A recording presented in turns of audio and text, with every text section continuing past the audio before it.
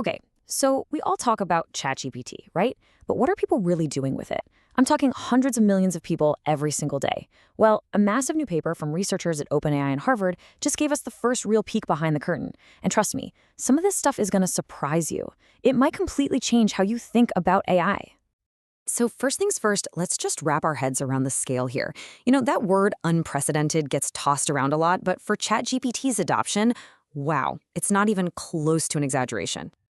Just look at this number, 700 million. As of the middle of 2025, that's the number of people using ChatGPT. And get this, that's not per month, that's every single week. I mean, that's roughly 10% of all the adults on the entire planet. That level of adoption is just mind-blowing. The paper itself calls this speed of global spread completely unprecedented. So naturally, that leads to a couple of huge questions. Who are all these people? And what in the world are they all doing with it? All right, so this is where we hit our first big surprise. I think the story we all hear is that AI is this massive productivity tool, right? It's for the office, it's for getting work done faster, but the data, it tells a totally different story. And honestly, it's a way more interesting one. Okay, so take a look at this. Sure, work-related use grew a lot. It tripled in just a single year. That's impressive. But look at the personal use. It grew by more than 8 times in that same period. The non-work stuff it's absolutely exploding. And by mid-2025, the picture couldn't be clearer. Almost 3/4, 73% of all use has nothing to do with work. It's become a tool for life, not just for your job. And that is a complete 180 from just a year before, when it was pretty much split right down the middle, 50-50. So that's the big question, right? If it's not mostly for work, what are people talking about in these billions and billions of conversations? Well, the researchers dug in and classified millions of messages to figure it out. And it turns out it really boils down to 3 main things. Almost 80% of everything falls into just these 3 buckets. The biggest one is practical guidance, stuff like give me a workout plan or help me brainstorm ideas. Then you've got writing. That's everything from editing an email to summarizing a long article. And finally, seeking information, which is basically using it like a souped-up search engine. But what about all the stuff we hear about in the headlines? Like AI is going to replace all the coders, or that everyone's using it for companionship. This is where the data busts a few more of those popular myths. What's the reality? Well, it turns out it's a super tiny fraction of the total. Computer programming, just over 4% of messages. And all that chatter about AI friends, relationships, and personal reflection is under 2%. And stuff like games and role-playing is less than 0.5%. So yeah, it happens, but it is so not the main event. Okay, so to really get this, the researchers went even deeper. They didn't just look at what people were talking about. They wanted to understand the why. What was the user's intent? And they came up with this really simple but really powerful idea, splitting everything into either asking or doing. So here's how it works. Asking is when you're using ChatGPT more like a thinking partner. You're looking for advice. You're trying to make a better decision. It's like having a co-pilot giving you guidance. Doing, on the other hand, is when you just tell the AI to take over and produce something for you. Write this email, generate this code, make me a table. And what they found is pretty fascinating.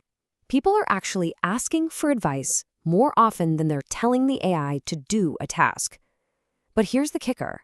When people are in that asking mode, they consistently say they're happier with the results. They're getting more value from the guidance than from just being handed a finished product. So, okay, we've got the what and the why. We're seeing this big shift from doing to asking. And that shift helps explain who is using it now. As ChatGPT becomes less of a niche work tool and more of a general life tool, the user base itself is changing. And man, is it happening fast. Think back to the early days, the user base was something like 80% male. But just flash forward to mid-2025, and that gender gap has totally vanished. We're talking near perfect parity. It's a huge sign that this technology is going from a thing for early adopters to something for, everyone. And this isn't just a story about wealthy countries either. The growth has been absolutely surging in low and middle income countries. So no, this is not just a tool for Silicon Valley anymore. It's quickly, and I mean quickly, becoming a tool for the whole world. All right, so let's put all the pieces together. We've got this huge focus on non-work stuff, we have the rise of asking over doing, and we have this truly global user base. When you mix all that together, a really clear picture starts to form, especially about how professionals are actually using this tool at their jobs. And this quote from the paper really just nails it. The big takeaway here, especially for professional use, isn't really automation, it's augmentation.